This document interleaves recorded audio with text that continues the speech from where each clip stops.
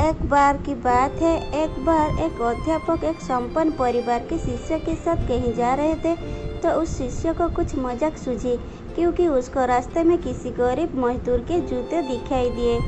उसने अध्यापक से कहा, गुरुजी, अगर हम इन जूतों को छुपा दें तो कितना मजा आएगा। देखते हैं कि मजदूर पर इसका क्या असर पड़ता है। अब उसका तो मजाक सूझ रहा था, लेकिन गुरुजी ने कहा कि नहीं,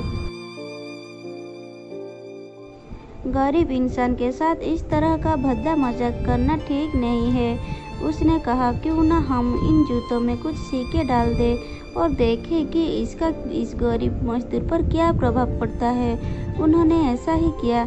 जैसे ही मजदूर अपना काम करके लौटा और उसने एक पाव अपने जूते में डाला, तो उसको कुछ कठोर सा महसूस हुआ। उसने अंदर हाथ डाला तो उसको कुछ सिक्के दिखाई दिए। वो थोड़ा आश्चर्य में पड़ गया। आसपास किसी को देखा तो कोई भी दिखाई नहीं दिया। वापस उसने दूसरा पैर अपने जूते में डाला और वापस उसको उसमें कुछ सिक्के दिखाई दिए। अब दोनों जूतों के सिक्कों को उसने अपने हाथों में रखा और प्रभु की तरफ इशारा किया, हे प्रभु, पता नहीं किस भोले मानुस ने ये सिक्के मेरे जूतों में छुपाए हैं, लेकिन जिसने भी छुपाए हैं उसको मेरी दुआ है, ताकि इन पैसों से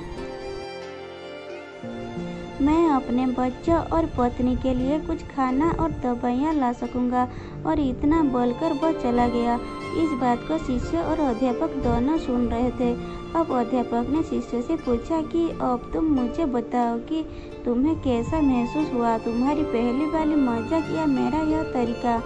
तो उसने कहा कि गुरुजी, मैं आपसे क्षमा चाहता हूँ।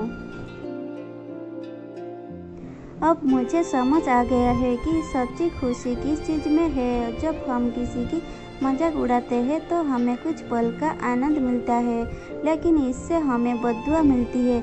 लेकिन अगर हम किसी की मुश्किल परिस्थिति में मदद करते हैं और जिसकी भी हम मदद करते हैं उसको भी नहीं पता कि हमने उसकी मदद की है, लेकिन अंदर ही अंदर हमें पता है कि हमने उस इंसान की मदद की है। यही सच्ची खुशी है। जब हम दूसरों को खुशी देते हैं तो हमें सच्ची खुशी मिलती है। इसी तरह खुशियाँ बांटते रहिए, लोगों की मदद करते रहिए और दान करते रहिए। जिसके भी आप काबिल हो, जितना भी आपसे बन पड़े, दान करें, लेकिन दान जरूर करें।